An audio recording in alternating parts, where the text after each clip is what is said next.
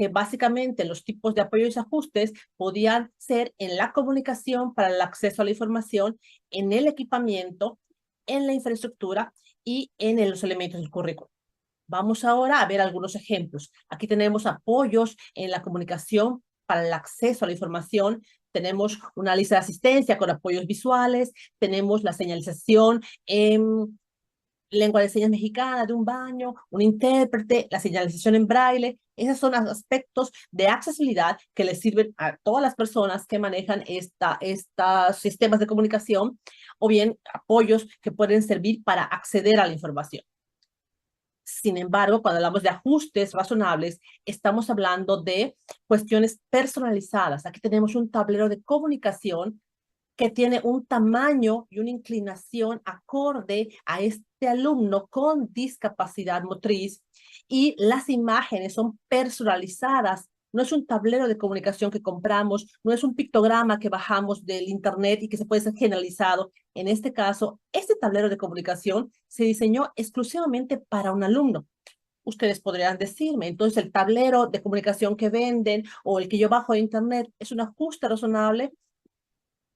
No, porque esos tableros de comunicación pueden servir a diferentes alumnos. Yo bajo el tablero de comunicación, descargo el tablero de comunicación con pictogramas o con imágenes y lo aplico a uno o a otro alumno. Este tablero de comunicación se considera un ajuste razonable porque el tamaño, el contraste de color, la inclinación, el tamaño de las imágenes contenidas, las formas de comunicación que se utilizan son personalizadas para este alumno con discapacidad múltiple y que además no le va a servir a otro alumno. También tenemos una estación Teach en un salón y las actividades, en cada uno de los cajones son personalizadas para el alumno con trastorno del espectro autista. Este es un ajuste razonable para este alumno.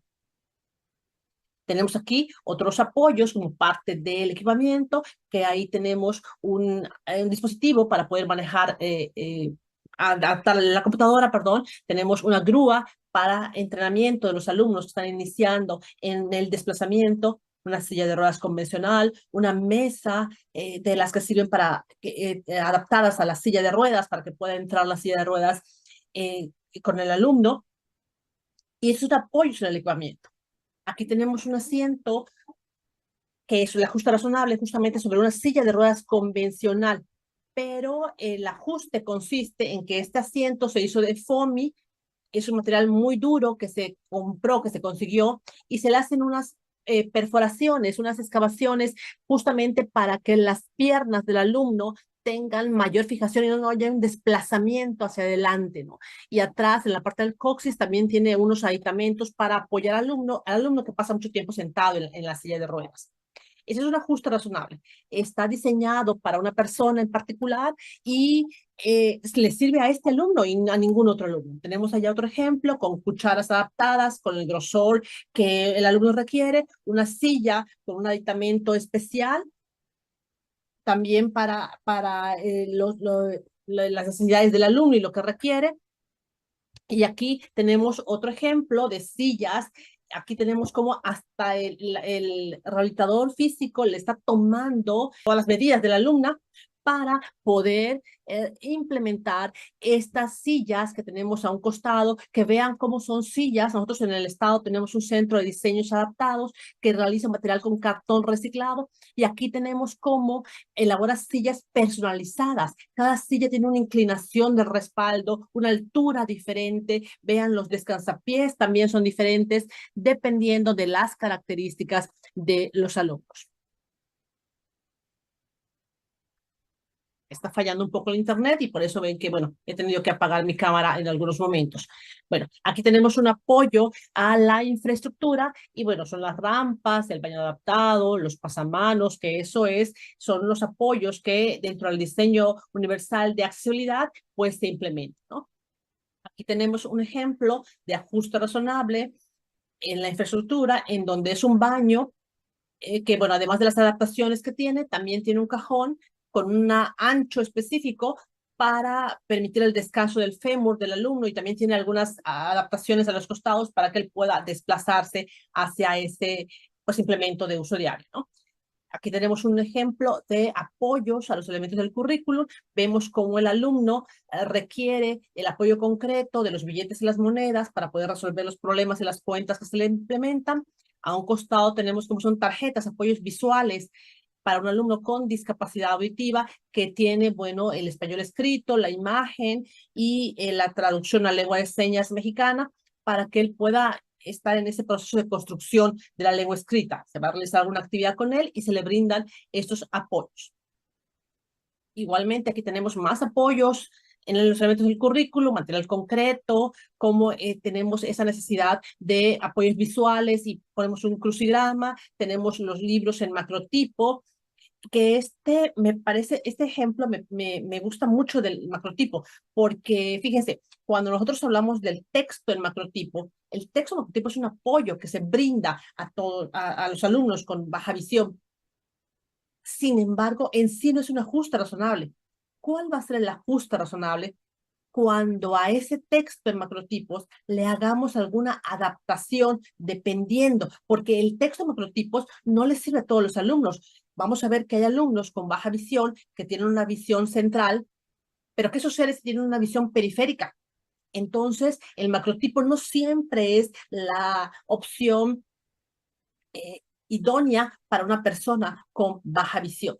Si al texto macrotipo, por ejemplo, le ponemos unas tiras negras al costado o remarcamos las palabras con alguna condición específica para resaltar del resto del texto, ese sería el ajuste razonable a ese apoyo de accesibilidad como lo es el macrotipo. Igual otro apoyo son colocar etiquetas, por ejemplo, etiquetas en los libros para apoyar o dar instrucciones específicas al alumno, de manera que usa los libros que usan todos los alumnos, pero con las etiquetas le brindamos apoyo para que pueda resolver y participar y aprender en la actividad en la que están inmersos todos los alumnos.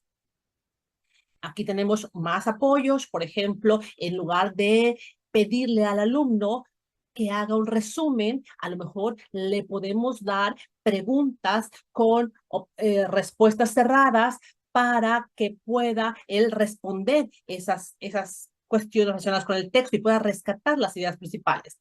O bien, aquí tenemos otro ejemplo de cómo estamos trabajando la separación de palabras y le damos tarjetas con cada palabra para que podamos trabajar este aspecto, pero estas tarjetas son apoyos que se le brindan para esa comprensión que algunos alumnos aprenden de manera natural al estar en contacto con textos, pero que otros alumnos requieren ciertos apoyos para distinguir esta separación entre palabras.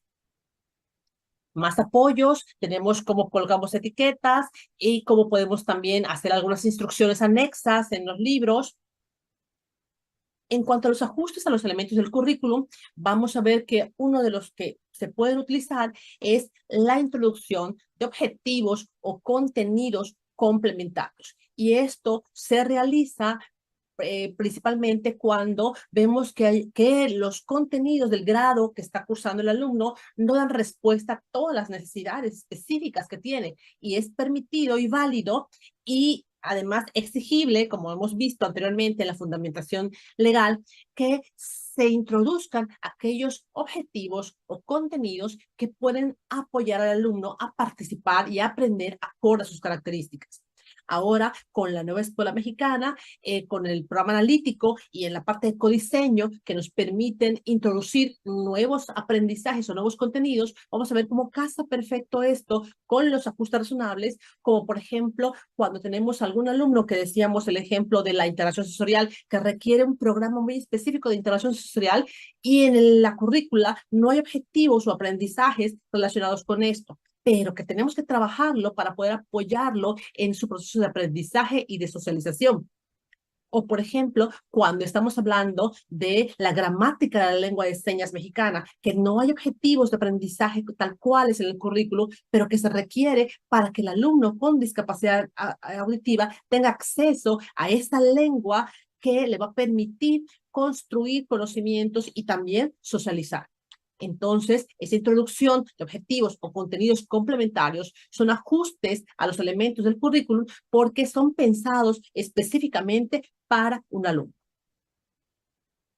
Aquí tenemos el calendario dentro de la metodología Van Dijk, el sistema de calendarios que se implementa. Esto se usa mucho en los centros de atención múltiple, pero también en algunas sociedades, algunos alumnos implementan el sistema de calendarios para organizar el tiempo, sobre todo para propiciar la comunicación con los alumnos. Aquí tenemos el ejemplo que les comentaba, una maestra que implementa un programa de integración, hay un error, un programa de integración sensorial para un alumno específico antes de entrar al salón, con el objetivo de pues, satisfacer algunas necesidades muy específicas que él tiene en cuanto a cuestiones vestibulares. El libro personal, por ejemplo, con la construcción de oraciones a partir del contexto del alumno que nos menciona el método troncoso, vamos a ver que también es considerado un ajuste razonable. La logogenia es una metodología 100% individual, adaptada a las características, las palabras, las necesidades de un alumno. Entonces, esto es considerado un ajuste razonable, lo mismo que el método Teach, porque se piensan las actividades, las instrucciones, acordes a las formas comunicativas, acordes al contexto y a las características del alumno. Estas cuestiones de metodologías muy particulares que su implementación es individualizada porque lo que se utiliza en la metodología es el contexto personal del alumno. Estamos hablando que son ajustes razonables en aspectos metodológicos.